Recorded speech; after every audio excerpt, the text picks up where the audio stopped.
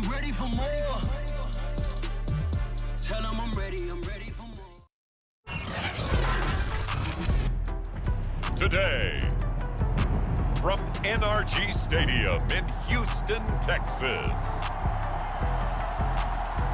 it's Week 11 of the NFL on EA Sports.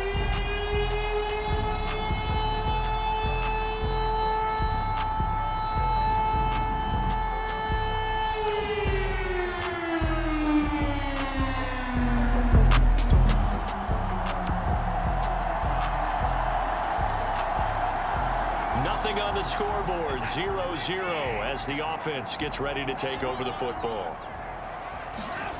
On 1st and 10, Watson. He's got his man. It's the tight end, Brevin Jordan. And they get him down, but not before he takes it across the 40-yard line.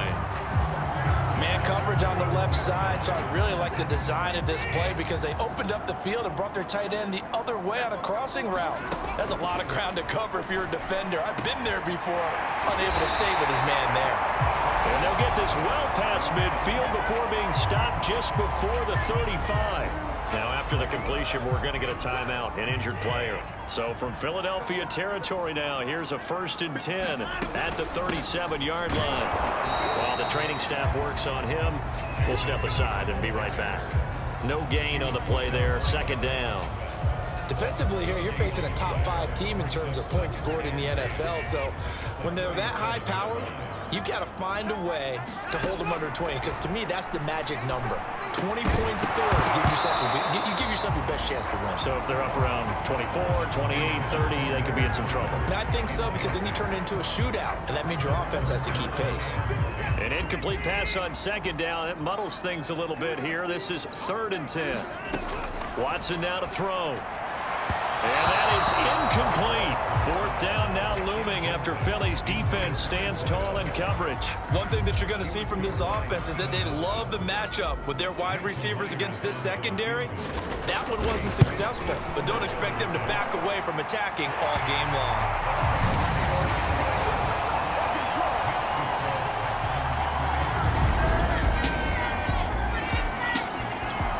Houston's offense already at the line, set to get going. And they dipped a game below 500 following the loss last week. And you get the sense that maybe this team's at a little bit of a crossroads here. Yeah, I think that's a really good way to put it, because what's that old malaprop? If you come to a fork in the road, take it.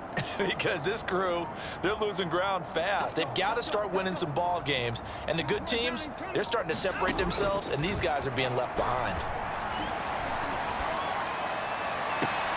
A good start to the drive. Here's that's caught out on the left side. And he'll be out of bounds, but able to get it up past the 45. Those are the kinds of plays right there that show you why he's the number 3 man in the NFL in terms of receiving yards. Also tells you there's a full combination of what he's got going in his game. You name it, from route running to catching the football. That's why he's able to produce those types of numbers. And he is brought down, but not before reaching the 30. A partner that locked in man coverage out left and end up running a crossing route. Rounded it a little bit more than a slant. And he's just going to angle himself towards the right side of the field, and that's very difficult for a defender to shadow him across all that ground. And this time they were ready for him as they'll stop him right at the line of scrimmage. Officially, it's a 1-yard loss. That's going to bring up 2nd and 11.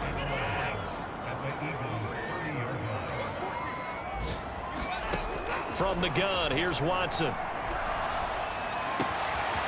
Wide open receiver, complete. And he gets it all the way down inside the 10 and mark him at the 5. Boy, how about the speed with which this offense can get down the field? It's taking them no time at all to get down here. And now they're set up with a 1st and goal.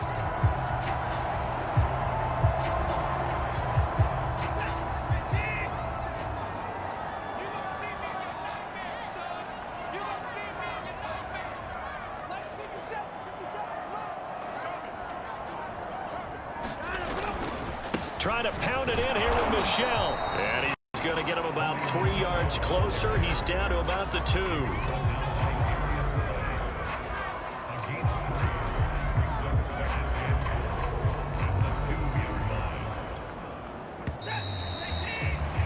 After 1, 7-3 the score on EA Sports.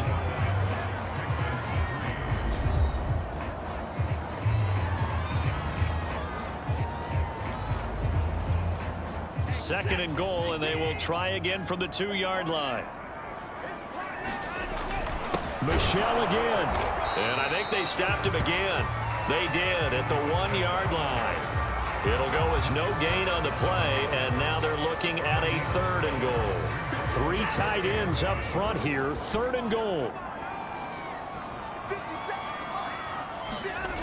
Back to throw, Watson. And that is caught. Touchdown, Texans.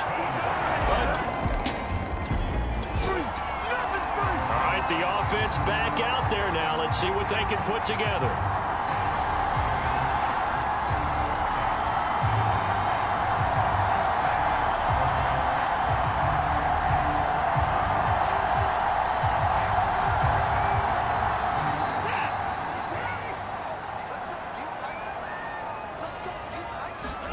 They'll fake the handoff. Now Watson. And that one off the mark behind him. Incomplete. I think he's got to be careful not to force anything into coverage right there. There weren't really any throwing lanes. But the best part for him, he's got 2nd and 3rd down to fall back on. To throw once more on 2nd and 10. Watson. Throwing right, and that's complete. And they'll get this well past midfield before being stopped just before the 35. I think it all came together there. In-breaking route, drove it with excellent pace. Money throw right there to move the sticks. On 1st down, Watson. This is caught. It's Cooks. And he'll head out of bounds inside the 10. Mark him down at the 9. That's a big league job there of getting out of the pocket, not panicking, and just buying himself some time. Then he made a good, accurate throw to set up 1st and goal. 2 big plays in succession. Not sure this D knows what hit him, but now they got to get ready. It's 1st and goal. Watson looks to throw again. And that one drops down, incomplete. Good coverage there, forced the ball free, and it's 2nd down.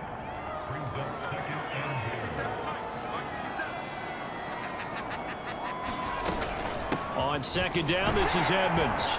And he's going to bull his way down to about the 1-yard line. A nice run there, 8 yards, moves him much closer to the goal line now for 3rd down. They're knocking on the door as they come to the line here on 3rd and goal from the 1. Michel will take this one in for a Texans touchdown.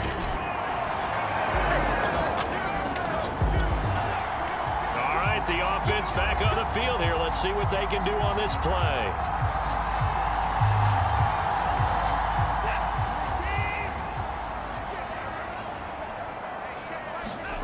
Watson on 1st down. And he rifles one incomplete. That was an interesting look there because as soon as he got outside the pocket, I thought he was going to take off and run for yardage. But what often happens now with these quarterbacks who can move, defenses want to try and keep bodies in front of them, and I think that discouraged him from taking off and made him try a pass downfield that fell incomplete. Oh, what a grab. That's Cooks. And they nearly get this all the way to midfield. Mark him down at the 49.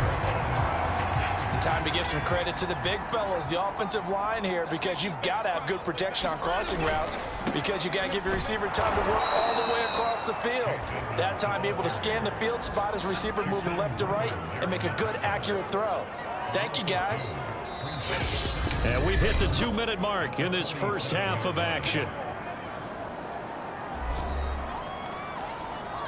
A reminder, once we hit halftime, as we do all season, we'll send it down to Jonathan Coachman in Orlando. He'll have all the stats and scores from games in progress around the NFL. The best multitasker in the business, the coach. He's going to go out of bounds, but he takes this one down just shy of the 20. A big play that time through the air. 31 yards.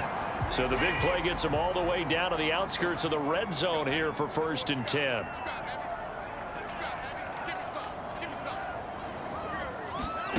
Here's Watson. Oh, he's got a man wide open, complete. And he will be brought down at about the 6-yard line. Good, strong throw and catch right there. And so far in this game, The alleys have been open. In distance to finish this thing off. 2nd and inches. 57 to 5. 57 to 5. He can't hang. He's not going to get me. Another carry now for Edmonds. And this time he is in. Yes. Chase Edmonds, his 5th touchdown now on the year. And the Texans will add on to their lead. Well, it'd be real easy to say that they are firmly in control right now, but I'm looking at your face and I'm thinking I've got to be careful with that. Well, it's a 2-score game. You're inside at 2 minutes. I think you can breathe relatively easily now. Yeah, you can, but still, you got to stay vigilant.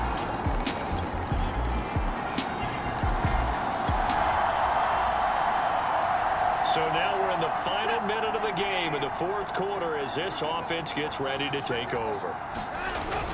Now a 1st down carry. It's Michel. The Eagles will take their 3rd and final timeout as the clock will stop with 33 seconds remaining. So now we're in the final minute of the game in the 4th quarter as this offense gets ready to take over. On 2nd down now, Edmonds. Just a gain of a yard there, and now it'll be 3rd down. Charles, why didn't they just take the knee there? You're asking the question that I'm asking as well, because we've seen a lot of football where coaches decide maybe they get a little greedy. I don't know if they're doing it for stats or for what reason. We've seen it happen in college. And how about in the NFL? The miracle of the Meadowlands. All they had to do was take a knee and the game was over. The Giants ran it one more time. Ball popped free. Philadelphia picks it up and wins the game. What year was that? 1978. I think it was in November. And they're going to mark him down short, maybe by about a yard, if that.